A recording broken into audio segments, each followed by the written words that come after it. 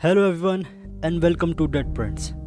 आज मैं आपको टाइम में बहुत पीछे लेके जाऊंगा और 19 सेंचुरी में हुए एक ऐसे इंसिडेंट के बारे में बताऊंगा जिसको सुनकर शायद आप लोग भी डर जाएं। तो ये कहानी शुरू होती है मार्च 1, 1849 में फ्रांस के एक शहर पोइटर्स से, जहां ब्लांच मोनियर, जिसको फ्रांस में एस्क्वेस्ट्रे डी पोतियोर के नाम से भी जाना जाता था, का जन्म एक बुर्गोशी फैमिली में हुआ था। बुर्गोशी फैमिली उन दिनों मिडिल क्लास फैमिली हुआ करती थी जिनकी बहुत ज़्यादा रिस्पेक्ट होती थी। ब्लांचे की फैमिली में उसके फादर चार्ल्स, मदर लूजी और एक बड़ा भाई मार्शल थे। अपनी 20s में ब्लांच बहुत खूबसूरत लड़की हुआ करती थी और बहुत अमीर लड़के उससे शादी भी करना चाहते थे, पर वो एक ऐसे लड़के से शादी करना चाहती थी जो उम्र में थोड़ा बड़ा था और एक लॉयर था और कुछ अच्छा खासा नहीं कमाता था।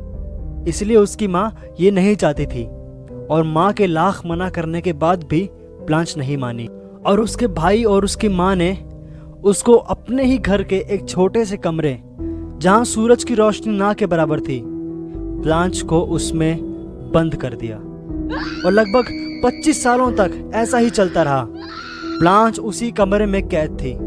इन 25 सालों में उसकी माँ और भाई दोनों एक नॉर्मल जिंदगी जी रहे थे और ब्लांच के गायब होने की बात को इग्नोर करते रहे।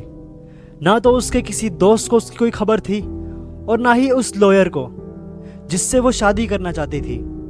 और 1885 में ब्लांचे के गायब होने के करीब 9 साल बाद उसकी अचानक मौत हो गई। ब्लांच के फादर चार्ल्स की भी कोई खबर नहीं थी, कहीं भी किसी भी चीज़ में उनका जिक्र तक नहीं था।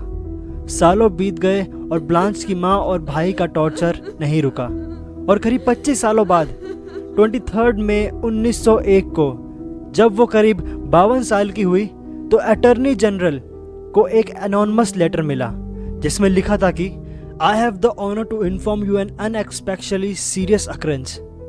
आई speak of a spinster who is locked up in Lucie Monier's house, half starved and living in a putrid litter for past 25 years in a word, in her own filth। और ये लेटर पढ़कर police ने Monier house की तलाशी ली और उन्होंने blanch को rescue भी कर लिया। ब्लांच जिंदा तो थी पर उसकी हालत काफ़ी बुरी थी। उस कमरे में चारों तरफ पुराना गंदा खाना, मल और गंदे कीड़े थे और जब ब्लांच का वेट किया गया तो वो सिर्फ 25 किलो की थी। एक पुलिस वाले ने उस कमरे की और ब्लांच की हालत को बताते हुए कहा था कि ब्लांच उस कमरे में बिना कपड़ों के थी। चारों तरफ सड़ा हुआ मीट और ब्रेड के टुकड़े थे। उस कमरे में सांस लेना इतना मुश्किल था कि उनको वहां इन्वेस्टिगेशन करने में भी बहुत मुश्किल हो रही थी।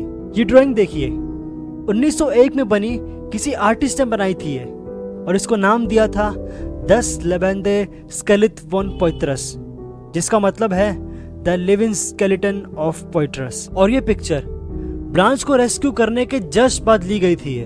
इसके बाद पुलिस लूसी और उसके बेटे मार्शल को अरेस्ट कर लेती है और अपने ही घर के आगे लोगों की भीड़ के खौफ को देखकर 15 ही दिनों में लूसी की मौत हो जाती है। मार्शल को कोर्ट में पेश किया जाता है और उसके खिलाफ कोई एविडेंस नहीं मिलता और कुछ कनेक्शंस होने के कारण मार्शल को पुलिस छोड़ देती है। उस कमरे से निकलने के बाद भी ब्लांच को काफ़ी मेंटल हेल्थ इश्यूज थे और वो एनोरेक्सिया नर्वोसा जैसी डिसऑर्डर से डायग्नोज हुई थी और वो ब्लांच के एक साइकेट्रिक हॉस्पिटल में एडमिट थी और करीब 12 साल फिर अपनी ज़िंदगी से लड़ते हुए 13 अक्टूबर 1913 करीब 64 साल की उम्र में ब्लांच की मौत हो गई।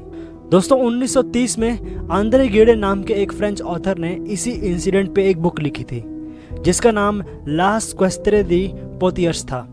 अगर आप चाहो तो ये बुक भी चेक कर सकते हो। तो दोस्तों, ये था एक खौफनाक इंसिडेंट जिसको मैंने कवर किया। मिलते हैं जल्दी, तब तक अपना बहुत ज़्यादा ख्याल रखना।